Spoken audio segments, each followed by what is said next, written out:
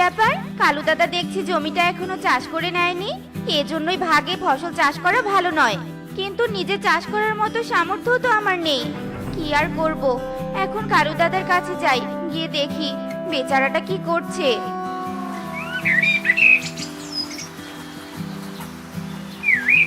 কালু দাদা, কালু দাদা, বাড়িতে আছো? কালু তো ঘুমিয়ে পড়েছি টুনি। তা তুই কি আখের কাণ্ড এনেছিস? হ্যাঁ দিদি, আমি তো আখের কাণ্ড এনেছি, কিন্তু কালু দাদা তো জমিটা চাষ করে নেয়নি। এখন জমি চাষ করতে করতে তো সব কাণ্ড শুকিয়ে যাবে। টুনি এসেছিস? আসলে আমার শরীরটা একটু খারাপ লাগছে, তাই একটু বিশ্রাম করছিলাম। এই নে জমি চাষের টাকা, তুই একটু জমি চাষ করে আখের কাণ্ডগুলো লাগিয়ে দে না। আচ্ছা ঠিক আছে দাদা। এরপর টুনি কবুতরের বাড়িতে চলে যায় আর কবুতরকে নিয়ে জমিতে চলে আসে। কবুতর দাদা, এই যে আমাদের ভাগের জমি, জমিটা ভালো করে চাষ করো তো, যাতে ভালো ফসল হয়। আচ্ছা ঠিক আছে টুনি, আমি ভালো করে জমি চাষ করছি। আমাকে কেউ সাহায্য করো, আমাকে কেউ সাহায্য করো, আমি যে কাঁটার গাছের সাথে আটকে গেছি, কেউ সাহায্য করো, সাহায্য করো। কে এভাবে চিৎকার করে সাহায্য চাইছে? আশেপাশে তো কাউকে দেখতে পাচ্ছি না। কবুতর দাদা, তুমি কি কারো চিৎকার শুনতে পাচ্ছো? না টুনি, আমি কারো চিৎকার শুনতে পাচ্ছি না। এই যে এখানে কাঁটার কাছে যে প্রজাপতি দেখতে পাচ্ছো, সেটাই আমি। ও আচ্ছা, প্রজাপতি, তুমি চিৎকার করছো? আচ্ছা দাঁড়াও, আমি তোমাকে সাহায্য করছি। তোমাকে অনেক ধন্যবাদ পাখি, তুমি আমাকে মুক্ত না করলে হয়তো কেউ আমাকে ধরে নিয়ে যেত। সেটা তো বুঝলাম, কিন্তু তুমি প্রজাপতি হয়ে কথা বলছো কি করে? আমি হলাম জাদুই প্রজাপতি, আমি কথা বলতে পারি। তুমি আমাকে সাহায্য করেছো, তাই আমি তোমাকে কিছু উপহার দিচ্ছি। তোমার জমিতে এক অন্যরকম আখ হবে, যে আখ বিক্রি করে তুমি অনেক ধনী হয়ে যাবে। কিন্তু প্রজাপতি, অন্যরকম আখ মানে সেটা আবার কেমন আখ হবে? সেটা সময় হলে বুঝতে পারবে। শুধু যত্ন করে আখ চাষ করো, তারপর সফল হবে। আমি এখন চলি পাখি।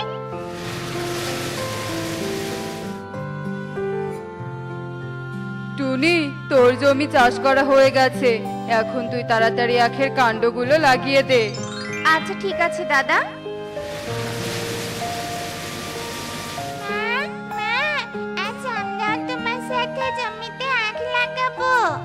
কাজ করতে পারলে আমারই ভালো হতো, কিন্তু তোরা অনেক ছোট, তাই এই কাজগুলো করতে পারবি না রে। তবে তোরা আমাকে আখের কাণ্ডগুলো এনে দে, আমি শুধু গর্ত করে লাগিয়ে দিচ্ছি। আচ্ছা ঠিক আছে মা, চল রাখি, আমরা কাজে লেগে পড়ি। এরপর সবাই মিলে জমিতে কাজ করতে থাকে আর এভাবেই বেশ কয়েকদিন কেটে যায়। আর কয়েকদিন পর টুকি ও রকি আখের জমির পাশ দিয়ে উড়ে যেতেই জমিতে অন্যরকম আখ দেখে অবাক হয়ে যায়। দিদি, এই দিদি, দেখ আমাদের জমিতে অন্যরকম আখ হয়েছে। আমি এমন আখ কখনো দেখিনি। আমিও তো দেখিনি। একে এই আখগুলো দেখে সোনার মনে হচ্ছে, তার মানে কি আমাদের জমিতে সোনার আখ হয়েছে? চল বাড়িতে গিয়ে মাকে সবটা জানাতে হবে।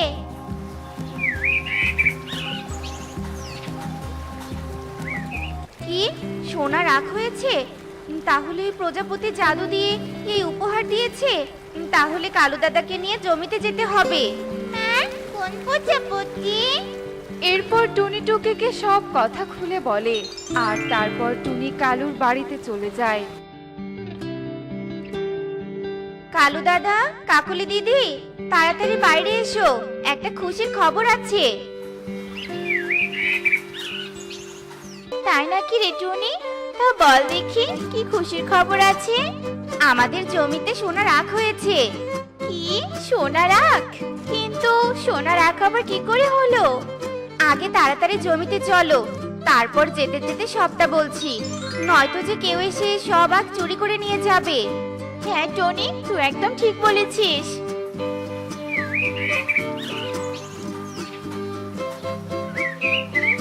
ও মা, সত্যি তো সোনার আখ হয়েছে। প্রজাপতিটা তো খুব ভালো। টুনি, তুই বোকার মতো ওই প্রজাপতিকে কেন ছেড়ে দিয়েছিস? আমি ধরতে পারলে কখনোই ছেড়ে দিতাম না, ওকে বন্দি করে রেখে শুধু ওর কাছ থেকে সোনা নিতাম। কাকুলি দিদি, বেশি লোভ করা ভালো নয়। প্রজাপতি নিজের ইচ্ছায় যা দিয়েছে এতে আমি অনেক খুশি। এবার চলো সবাই মিলে আগগুলো তুলে ভাগ করে নেই। কিন্তু টুনি, এই সোনার আখগুলো তো হাত দিয়ে তোলা যাবে না। তাই বলি কি, তুই আখের জমি পাহারা দে, আর আমরা বাড়ি থেকে দা নিয়ে আসছি। আচ্ছা ঠিক আছে দাদা, যাও তবে তাড়াতাড়ি এসো।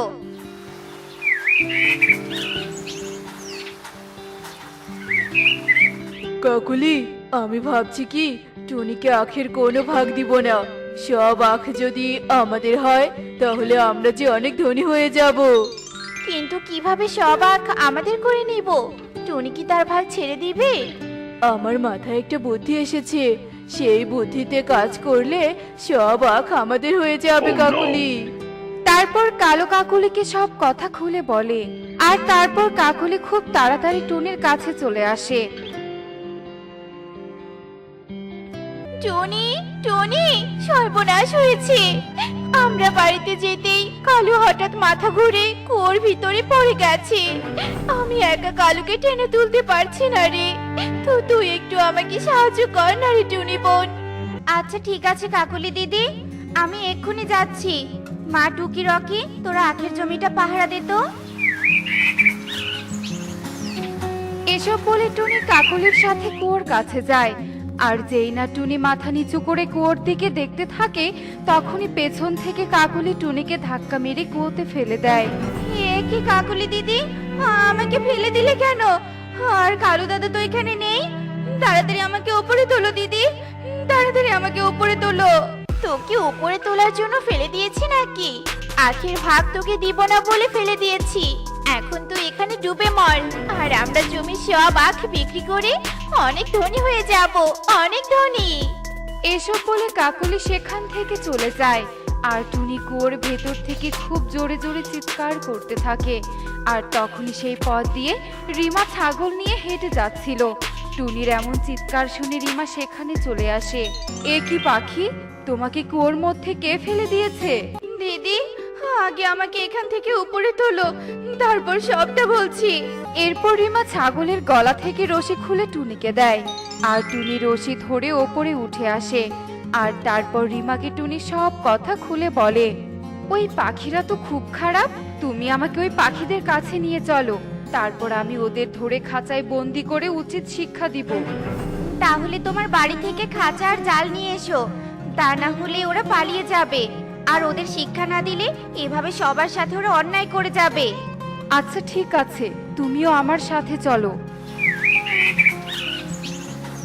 কালু আঙ্কেল, তুমি নাকি কুয়োতে পড়ে গিয়েছিলে? হ্যাঁ, পড়ে গিয়েছিলাম। তোর মা আর কাকুলি আমাকে টেনে তুলেছে বলে বেঁচে ফিরলাম। তোমরা তো চলে আসলে, কিন্তু মা এলো না কেন? তোর মা তো বাজারে বস্তা কিনতে গেছে। আখগুলো বস্তায় করে বিক্রি করতে নিয়ে যেতে হবে, তা না হলে যে ডাকাতরা সব আখ কেড়ে নেবে।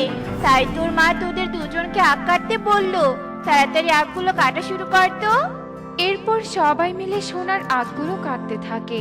আর কিছুক্ষণের মধ্যেই সব আখ কাটা শেষ হয়ে যায়। কি ব্যাপার কালু আঙ্কেল, মা এখনো আসছে না কেন? বাজারে যেতে আসতে তো সময় লাগবে নাকি? তোরা বাড়িতে চলে যা, আর আমরা আখগুলো নিয়ে বাড়িতে যাই।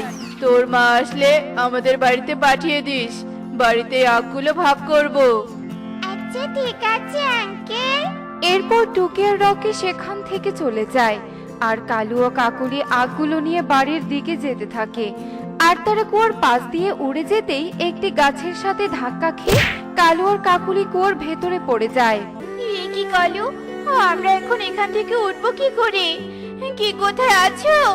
আমাদের বাঁচাও, আমরা যে কুয়োর ভিতরে ডুবে যাচ্ছি, বাঁচাও। কি ব্যাপার, কুয়োর ভিতরে আবার কে পড়লো? রিমা দিদি, চলো তো গিয়ে দেখি। কে কি, তোমরা কুয়োর ভিতরে পড়লে কি করে? টনি, তুই বেঁচে আছিস? আমাদের ক্ষমা করে দিয়ে বোন, তোর সাথে অন্যায় করেছি বলে আজ আমরা কুয়োর ভিতরে পড়ে গেছি। তুই আমাদের বাঁচা রে, বাঁচা। হ্যাঁ টুনি, দয়া করে আমাদের সাহায্য কর, সাহায্য কর। তোদের মতো খারাপ পাখিদের শাস্তি এভাবেই পাওয়া দরকার। এখন কুয়োর ভেতরেই ডুবে মর। দিদি, ওরা ওদের ভুল বুঝতে পেরেছে। তাই ওদের একটু সাহায্য করো। ওরা আমার প্রতিবেশী, তাই চোখের সামনে এভাবে ওদের মরতে দিতে পারছি না।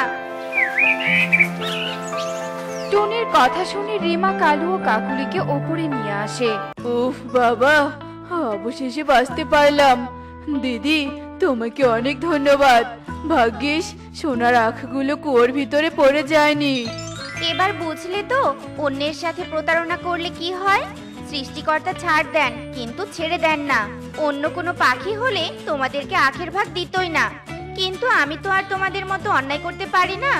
চলো এবার আখগুলো ভাগ করা যাক। এখন থেকে সবাই মিলেমিশে থেকো। টুনি, আমি তাহলে আসি।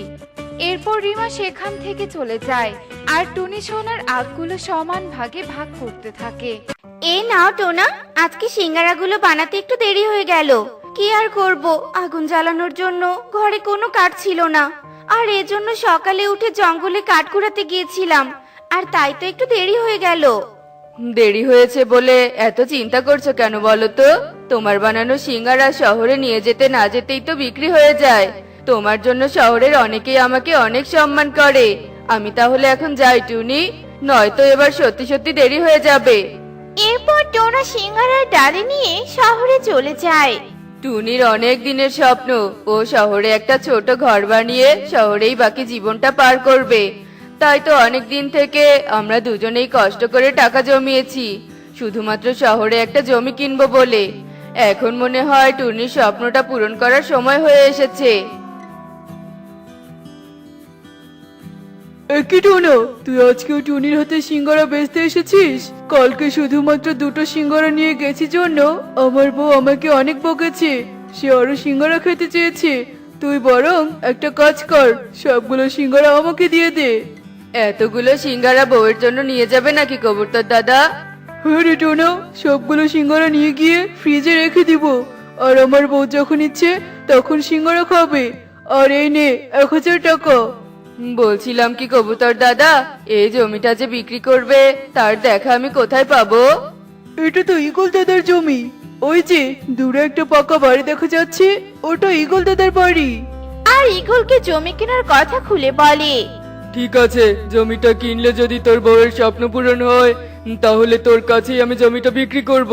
কাল বরং তুই টাকাটা নিয়ে এসে জমিটার দলিল নিয়ে যাস।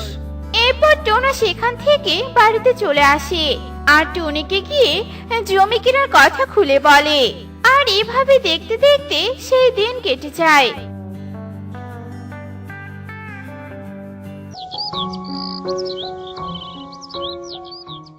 আর পরের দিন সকালে টোনা ও টুনি তাদের প্রয়োজনীয় জিনিসপত্র নিয়ে শহরে চলে আসে। আর টোনা ইগলকে টাকা দিয়ে জমির দলিল নিয়ে বাড়িতে আসে। আর এভাবে দেখতে দেখতে বেশ কিছুদিন কেটে যায়।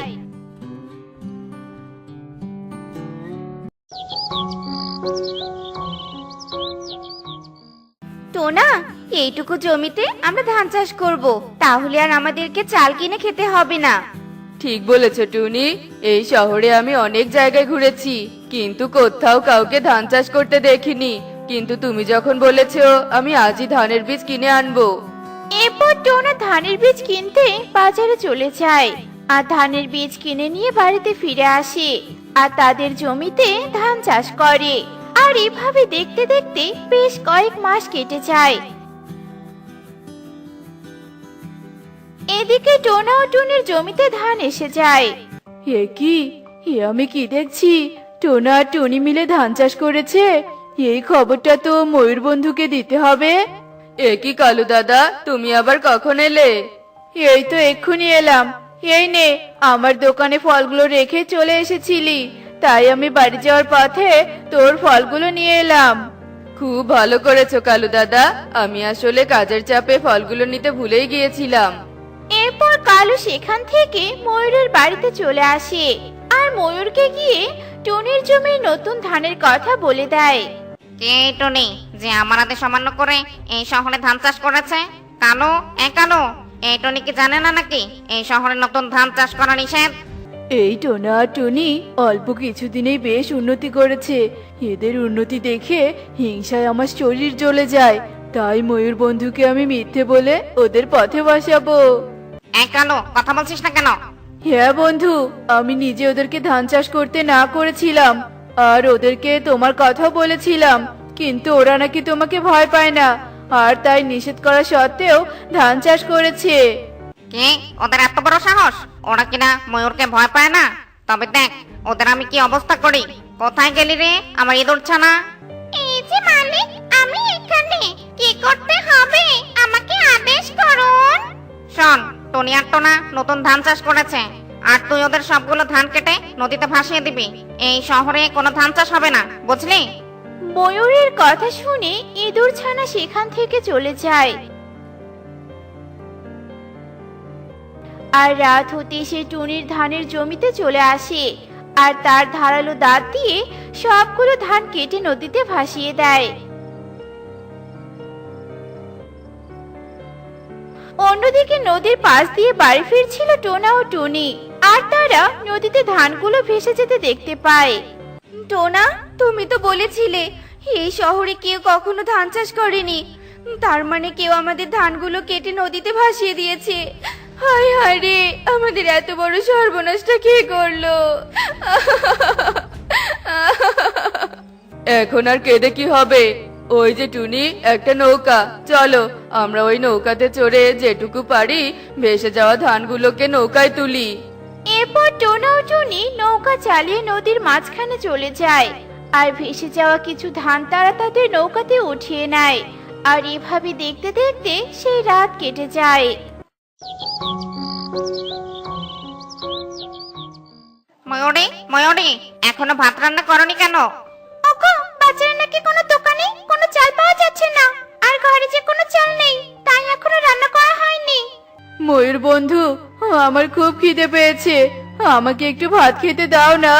বাজারেও নাকি চাল পাওয়া যাচ্ছে না, আমাদের এই শহরের বনে ধান চাষ না হওয়ায় চালের অভাব দেখা দিয়েছে। ঠিক বলেছিস রে কালু, আর এজন্য আজকে বাড়িতেও ভাত রান্না হয়নি। কালু, তুই একটু খোঁজ নিয়ে দেখ তো কারো বাড়িতে কোনো চাল পাস কিনা। এরপর কালু ময়ূরের বাড়ি থেকে চলে যায়, আর সবার বাড়ি বাড়ি গিয়ে চালের খোঁজ করতে থাকে, কিন্তু সে কারো বাড়িতে কোনো চাল খুঁজে পায় না। অবশেষে কালু টোনা ও টুনির বাড়িতে যায়।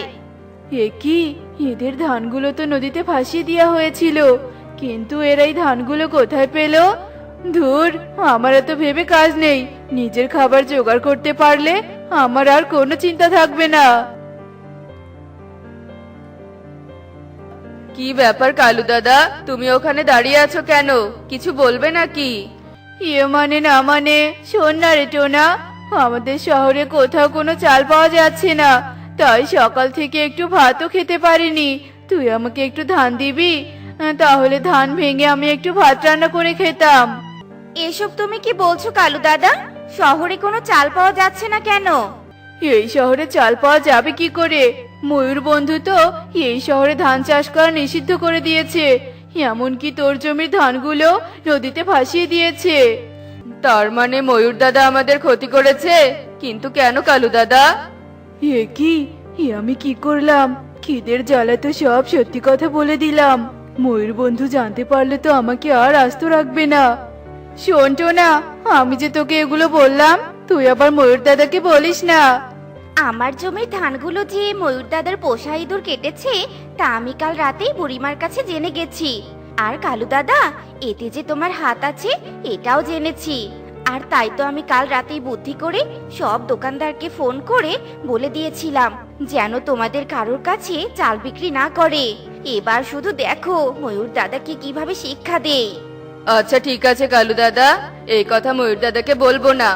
আর শোনো, আমরা তোমাকে ধান দিতে পারবো না, 1 প্লেট পান্তা ভাত দিতে পারবো। টুনি, এই টুনি, কালু দাদাকে 1 প্লেট পান্তা ভাত দাও তো। টুনি কালুকে 1 প্লেট পান্তা ভাত এনে দেয়, আর পান্তা ভাত খেয়ে কালু সেখান থেকে চলে যায়। অন্যদিকে খাবার খেতে না পেরে ময়ূর তার স্ত্রী টুনির বাড়িতে চলে আসে। টনি, টনি, শহরে সবার বাড়িতে গেছি, কিন্তু কেউ আমাকে কোনো খাবার খেতে দিতে পারেনি। এখন শুধু তোর বাড়িটাই বাকি আছে, তুই আমাকে ফিরিয়ে দিস না টনি, নয়তো যে আমরা না খেতে পেরে মরেই যাব। তোমরা খেতে না পেয়ে মরে গেলে আমরা কি করব বলো তো ময়ূর দাদা? তোমার জন্যই আজ তোমাদেরকে এই অবস্থার সম্মুখীন হতে হয়েছে, কেননা তুমি আমাদের ধান চাষ করতে দিচ্ছ না। এমনকি কাল রাতে তুমি আমার জমির ধানগুলো নষ্ট করে দিয়েছো। শহরে যদি ধান উৎপাদন বন্ধ হয়ে যায় তাহলে খাদ্যের সংকট তো পড়বেই। সেটা তো স্বাভাবিক, তাই নয় কি? আরে টুনি, আমি বুঝতে পেরেছি। ধান উৎপাদন বন্ধ হয়ে গেলে আমরা সবাই খেতে না পেয়ে মরে যাব। আমি আসলে অনেক বড় ভুল করে ফেলেছি টুনি, তুই আমাকে ক্ষমা করে দে। এরপর কবুতর ও মিনুবুড়িরা সবাই সেখানে চলে আসে আর বলে, শুধু ক্ষমা চাইলে তো হবে না, আমাদের শহরে আমরা আমাদের জমিতে ধান চাষ করব আর আগের মতো জীবনযাপন করব। আর এর জন্য আপনাকে ধানের বীজ কিনে দিতে হবে, কারণ আপনি এতদিন আমাদের অনেক ধান নষ্ট করেছেন। সবই তো বুঝলাম, কিন্তু এখন আমরা কি খাবো? বাজারে তো কোনো চাল পাওয়া যাচ্ছে না। তোমরা যখন নিজের ভুল বুঝতেই পেরেছো, তাহলে আসল কথাটা শোনো। আসলে আমি বুদ্ধি করে সব দোকানদারকে বলে রেখেছিলাম যাতে তোমাদের কাছে তারা চাল বিক্রি না করে। আর এটা করেছিলাম শুধুমাত্র তোমাদেরকে বোঝানোর জন্য যে আমরা গরিবরা যদি ধান চাষ না করি তাহলে ধনী গরিব উভয়ে যে না খেতে পেরে মরে যাবে। যাও ময়ূর দাদা, এখন তোমরা চাল কিনে নিয়ে যাও। এরপর ময়ূর ও ময়ূরী বাড়িতে চলে আসে আর এরপর থেকে ওই শহরের বেশিরভাগ পাখি ধান উৎপাদন করে আর বেশ সুখে শান্তিতে জীবন যাপন করে।